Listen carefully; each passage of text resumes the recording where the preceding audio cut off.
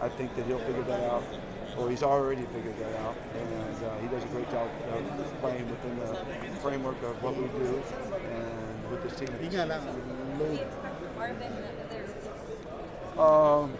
They played well today in their practice game, in their debut. It was their first time to play.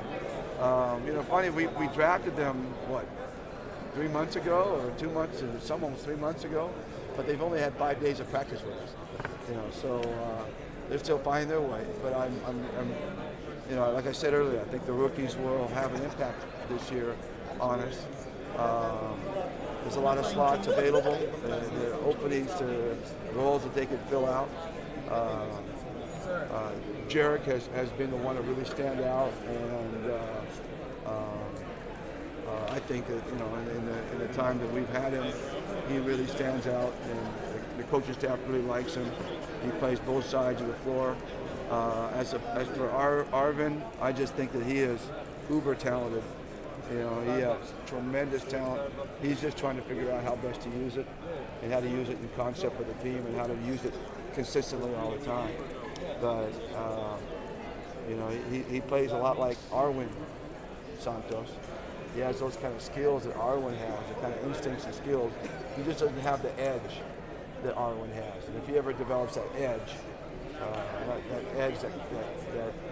kind of, I'll take on all comers at all time, and that Arwin does, he could turn out to be another Arwin. He really could.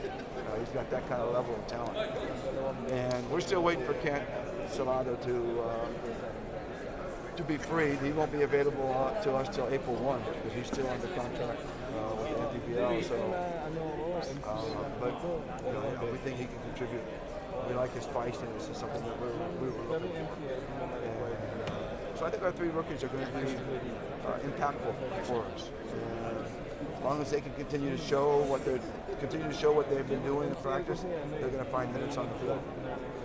Everybody says I don't play rookies, and I don't know. Scotty was a rookie. I played him. Mike Cortez,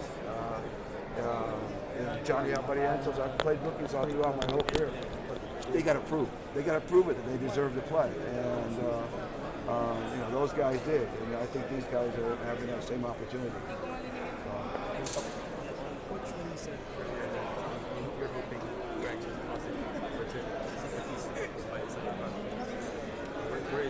I have no idea. I'm just telling you that. I'm just guessing at this point.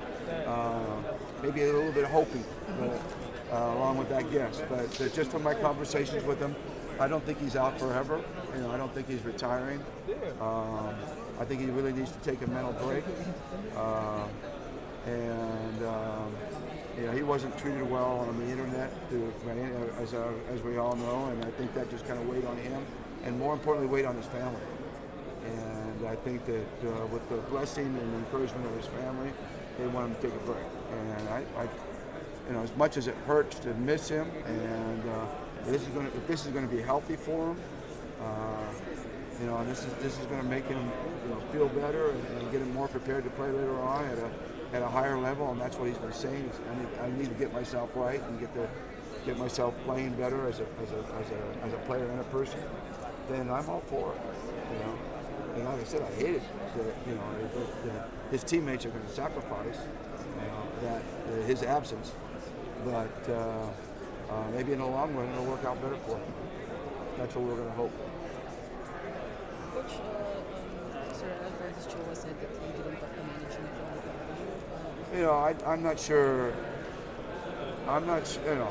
He talked to me during the exit meeting, and he and I had talked about scheduling meetings with the upper management.